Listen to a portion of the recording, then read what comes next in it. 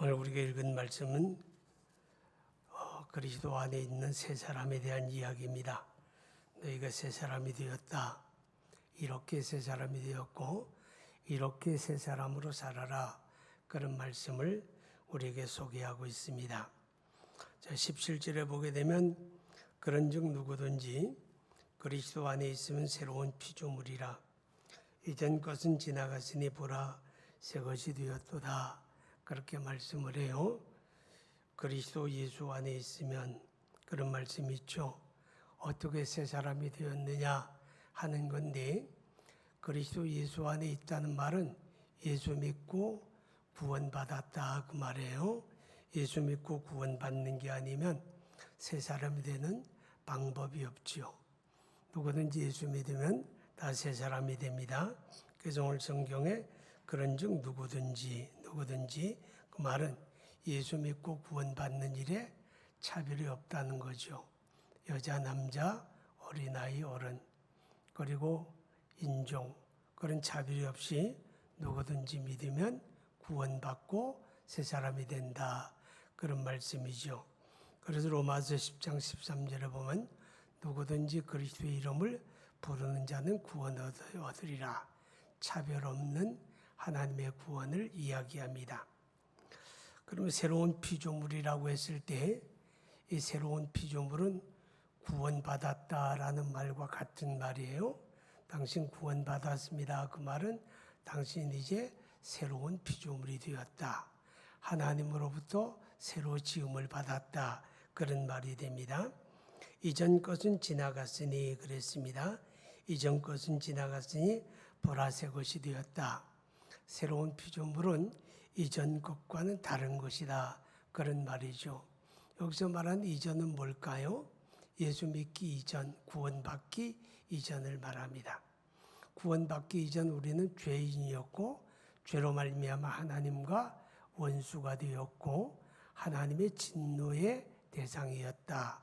그렇게 에베소서 1장과 2장에 소개를 합니다. 죄로 인해서 하나님과 원수되고 하나님의 진노의 대상이었다. 그런데 이전 것은 이제 지나갔다. 우리하고 상관이 없다 그 말이죠. 예수 믿고 구원받은 사람에게는 이전의 것은 이제 상관이 없다. 그렇게 말해요. 왜 상관이 없는가 하면 예수님께서 이전 것을 다 대속해 주셨기 때문에. 21절에 보면 하나님이 죄를 알지도 못하신 이를 우리를 대신하여 죄로 삼으신 것은 우리로 하여금 그 안에서 하나님의 의가 되게 하려 하심이라. 그리스도가 십자가에 피 흘려 죽으심으로 우리를 대속해 주셨기 때문에 예수 믿고 구원받은 새로운 피조물에는 이전 것은 이제 상관이 없다. 그런 말씀이죠. 자, 그 다음에 18절에 보면 모든 것이 하나님께로서 났으며 그렇게 말합니다. 모든 것이 하나님께로서 났으며, 그 말은 우리가 새로운 피조물, 새 것이 되었다는 말은 하나님께로부터 새로 났다. 그런 뜻이죠. 여러분이 새 것이에요. 왜 새 것입니까? 새 옷을 입어서 새 것이 아니고 예수님으로 말미암아 새로 났기 때문에, 하나님으로 말미암아 새로 났기 때문에 새 사람이다. 그런 뜻입니다. 요한복음 1장 12절 13절에 보면 영접하는 자 곧 그 이름을 믿는 자들에게는 하나님의 자녀가 되는 권세를 주셨으니, 하나님의 자녀가 되는 권세를 주셨으니 너희가 혈통으로나 육정으로 나지 아니하고 하나님께로서 났느니라. 하나님께로서 났느니라. 그게 뭐예요? 그게 거듭남이고 그게 새로운 피조물이에요. 자, 여러분, 요한복음 3장 5절에 보면 예수님께서 너희가 물과 성령으로 나지 않으면 하나님의 나라를 결코 볼 수 없다 그랬어요. 거듭남이 이야기하는 거죠. 그런데 3장 6절에 보면 예수님이 영으로 난 것은 영이요 육으로 난 것은 육이니 그렇게 말씀을 해요. 영으로 난 것은 영이고 육으로 난 건 육이다. 다른 것이다 그 말이죠. 우리가 자연인은 육으로 난 자들이죠. 그런데 우리가 예수 믿고 하나님으로부터 다시 나는 것은 영으로 나는 것이에요. 아멘. 우리가 영으로 나는 것이다. 자, 사도 바울이 우리가 겉사람은 날로 후패하나 속사람은 날마다 새롭다. 그런 고백을 했죠. 여기 보면 겉사람이 있고 속사람이 있어요. 겉사람은 보여주는 육신이라면 속사람은 성령 안에서 거듭난 하나님으로부터 새로 난 우리 영혼을 가리키는 거예요. 우리 영혼. 그러니까 우리가 새 사람이 되었다는 말은 우리의 영적으로 새로 났다. 새 사람이 되었다. 영혼의 사람을 이야기한다 하는 거죠. 자, 여기서 한 가지 기억해야 할 거는 갱신이라는 말이 있어요. 갱신. 나쁜 일을 하고 죄를 짓고 법의 심판을 받고 교도소에 들어가서 오랜 동안 살다가 나왔는데 이 사람은 이제 새 사람이야. 이렇게 말할 때 그 사람은 갱신된 사람, 변화된 사람을 얘기하죠. 그러나 그거는 본질적으로 달라진 게 아니에요. 그런데 여기서 새로운 피조물, 거듭난 새 사람이라고 할 때 이것은 갱신하고는 본질적으로 다른, 본질적으로 새 사람이 되었다. 그런 말이 되어집니다.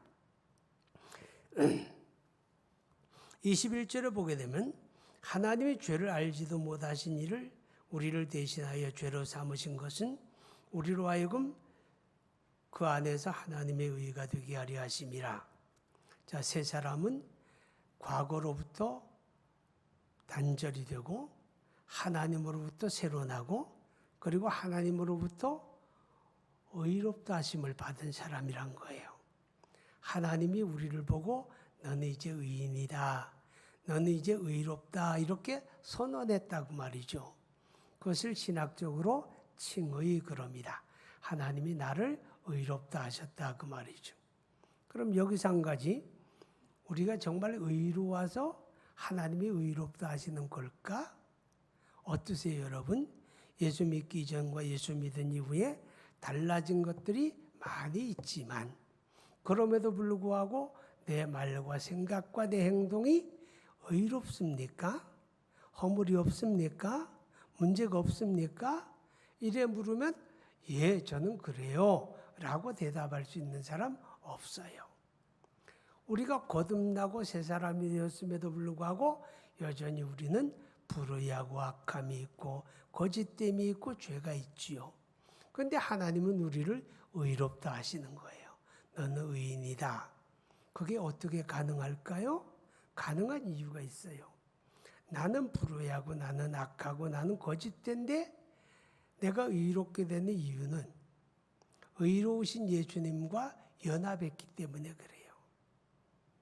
죄 없는 그분이 십자가에서 내 죄를 대속해 주셨고 우리가 예수 믿고 세례 받으면 그것은 나와 예수님이 연합되는 거예요. 하나 되는 거다 그 말이죠.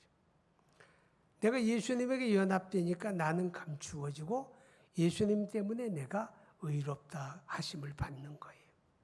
갈라디아 3장에 보게 되면 예수 믿고 구원받은 우리를 가리켜 예수를 옷 입었다 이렇게 표현을 했어요. 예수를 옷 입었다는 말은 뭐예요? 하나님이 나를 보실 때 내가 보여지는 게 아니고 누가 보여지는 거예요? 예수님이 보여지는 거예요. 그분을 옷 입고 그분과 연합되었기 때문에 나는 여전히 불의하고 연약함이 있음에도 불구하고 하나님은 나를 의롭다 이렇게 칭하셨어요. 할렐루야. 그러니까 오늘 새로운 피조물이 되었다는 말은 과거로부터 단절이 되고 하나님으로부터 새로 났고 그리고 하나님으로부터 의롭다 하심을 받은 사람. 그가 누구예요? 그가 새로운 피조물이에요. 자, 그 다음에 18절에 보게 되니까 모든 것이 하나님께로서 났으며 그가 그리스도로 말미암아 우리를 자기와 화목하게 하시고 그가 그리스도로 말미암아 우리를 자기와 화목하게 하시고 자, 예수 믿고 구원받은 사람은 하나님과 화목된 사람이에요. 이게 새로운 피조물이에요. 새로운 피조물은 하나님과 원수된 게 아니라 하나님과 화목되었다. 하나님과 새로운 관계가 이루어졌다. 하나님은 나의 아버지가 되고 나는 하나님의 자녀가 되었다. 새로운 관계, 화목하게 되었다. 할렐루야. 그게 새로운 피조물이에요. 다시 요약할까요? 새로운 피조물은 하나님께로부터 났어요. 새로운 피조물은 의롭다 하심을 받았어요. 새로운 피조물은 하나님과 화목하게 되었어요. 그리고 과거로부터 단절이 된 거죠. 자, 그러면 이것이 어떻게 가능합니까? 여러분이 힘쓰고 애써서 될까요? 아니에요. 하나님의 은혜로 되는 거예요.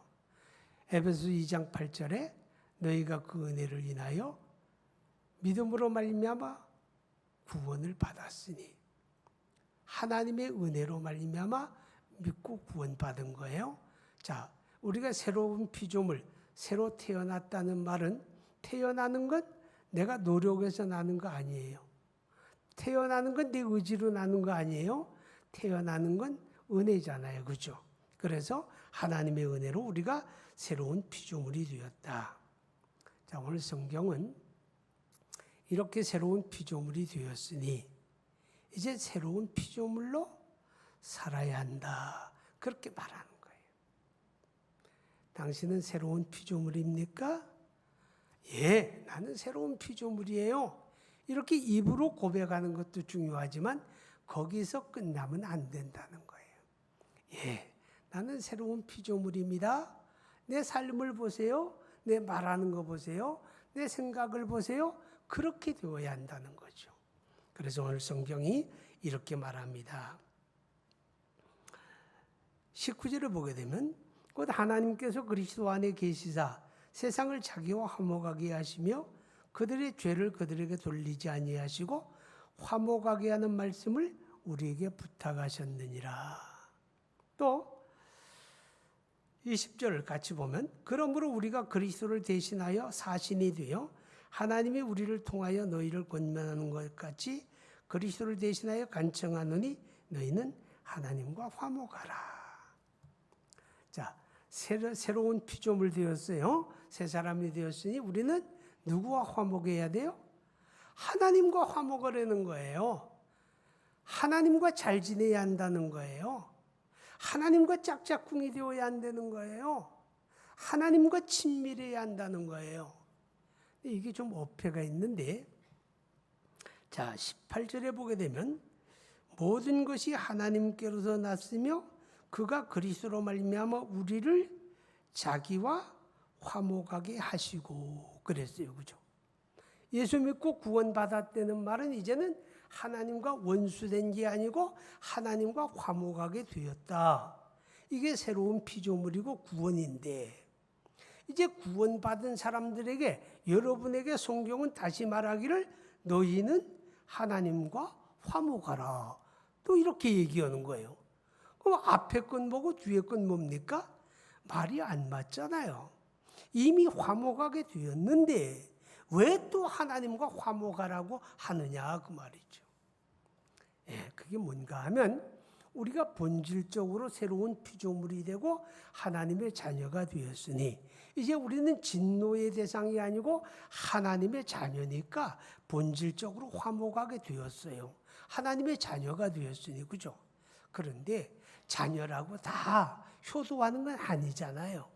어떤 자식은 나갔다 하면 사고치고 경찰서에서 수시로 전화 오고 툭 하면 술 마시고 방탕하고 그런 자식이 있을까 없을까? 있지요. 그래도 자식은 자식이에요. 그죠? 그러나 부모와 그 자식 사이에는 거리가 있어요 없어요? 거리가 있는 거예요.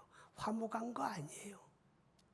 아버지 말씀 잘 듣고 부모님 이름을 욕되게 하지 않고 부모님을 자랑스럽게 여기고 사는 자식이 되라 그 말이에요. 그게 하나님과 화목하라 그런 말의 뜻이에요.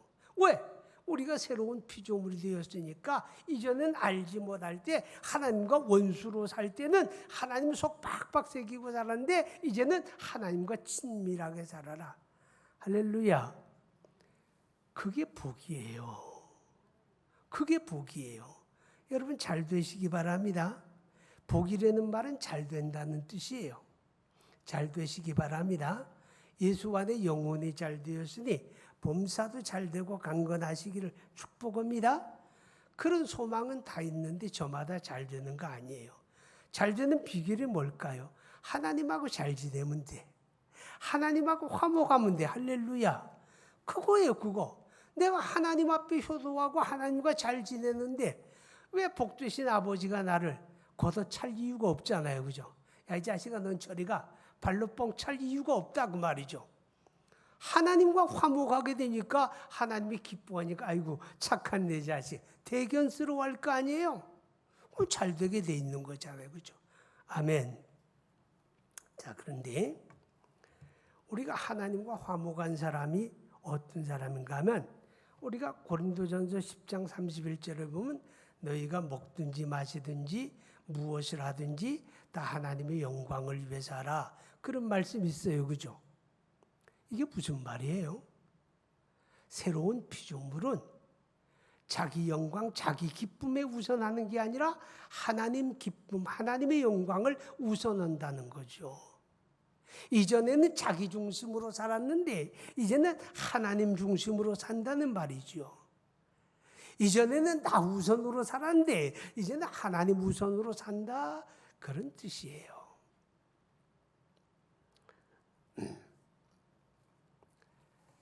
트로트 가수 가운데 임영웅이라고 하는 사람이 있더라고요. 저는 그런 노래를 잘 안 들어요. 근데 제 아내는 아주 좋아하는 것 같아. 늘 들어. 근데 제 아내가 가끔 그 임영웅 이야기를 저한테 해줘요. 해주는데 뭐라고 하는가 이런 얘기를 해요. 임영웅에게 빠진 사람들, 임영웅이를 좋아하는 사람들이 얼마나 영웅이를 좋아하는가 하면 영웅이를 위해서 영웅이 이름으로 막 기부를 한대요.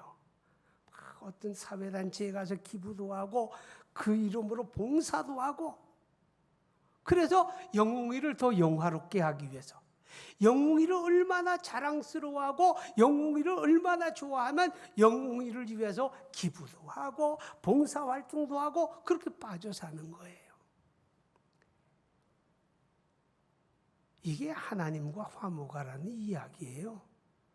여러분 예수 믿고 예수 좋아합니까? 예수 사랑합니까? 그 영웅이한테 빠지는 것처럼 예수님한테 빠지라는 말이에요. 그게. 예수님에게 빠진 사람은 예수님을 자랑스러워하게 돼 있는 거예요. 예수님에게 빠진 사람은 그 이름이 영화롭게 하기 위해서 헌신하는 거다 그 말이죠. 순천 화평교회가 얼마 전에 아주 큰 사고를 하나 쳤어요. 그 교회가 후원하는 필리핀의 선교사가 있는데 조태환이라고 하는 선교사가 몇 해 전에 총에 맞아 죽었어요. 순직을 한 거죠. 그리고 나니까 그 가족이 부인하고 딸 둘이 있는데 선교지를 떠나지 않고 아버지가 하는 사역을 이어받아서 자기들이 거기서 사역을 펼쳐가요. 잘해요.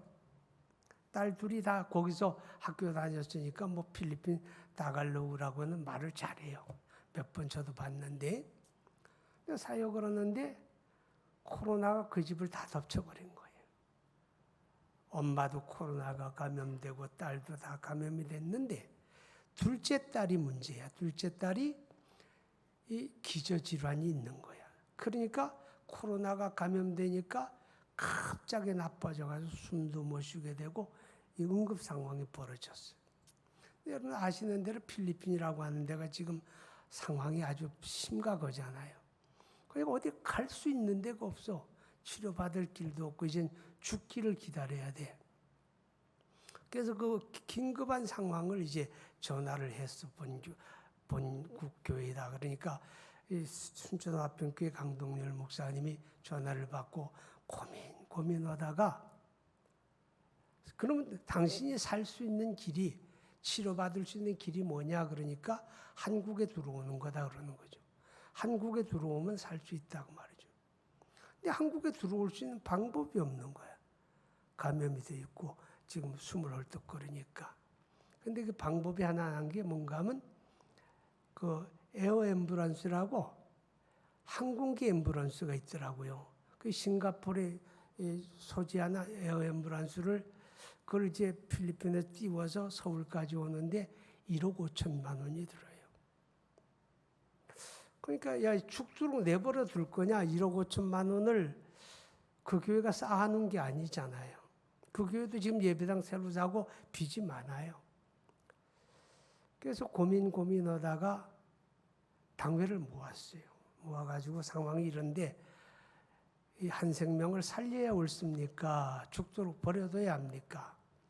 죽고 사는 거에 하나님의 뜻이니까 그냥 우리 기도나 합시다. 이렇게 할 수도 있는데 장로님들이 그러더래요. 그럼 목사님은 어떤 생각입니까? 내 생각은 에어 앰뷸런스를 띄워서 하나 살리는 게 좋겠다. 아니 그 아버지도 선교지에서 죽었는데 딸마저 죽으면 너무 그렇지 않냐. 우리가 한번 한 생명 살리면 좋겠다. 그러니까 장로님들은 그렇게 하시죠 그러는 거예요. 근데 문제는 당장 돈이 없어요.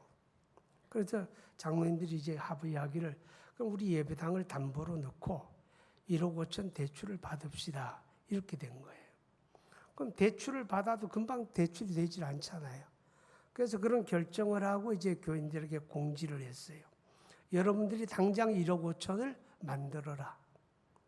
하루 동안에 1억 5천을 만들어라. 그래서 교인들이 그냥 보험 든 사람 보험 담보로 해가지고 돈을 꺼내고 뭐 이렇게 저렇게 해서 교인들이 1억 5천만 원을 만들었어요. 교회가 갚아주는 조건으로 우선 급하니까. 그래가지고 에어 앰뷸런스를 띄워서 이제 거기서 태워가지고 서울로 와가지고 살았어요, 살기는. 그래서 저기 그 전문 병원에 거기서 치료하고 있는데 이제 바이러스는 다 해결이 됐는데 호흡기니까 이제 일반 병원으로 옮겨서 치료를 한다고 그러더라고요.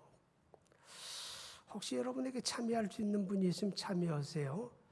그래서 이제 우리 화평선교회에서 긴급으로 쓰려고 모아뒀던 돈이 또 좀 있고 그래서 3천만 원 후원을 했어요. 후원을 하고.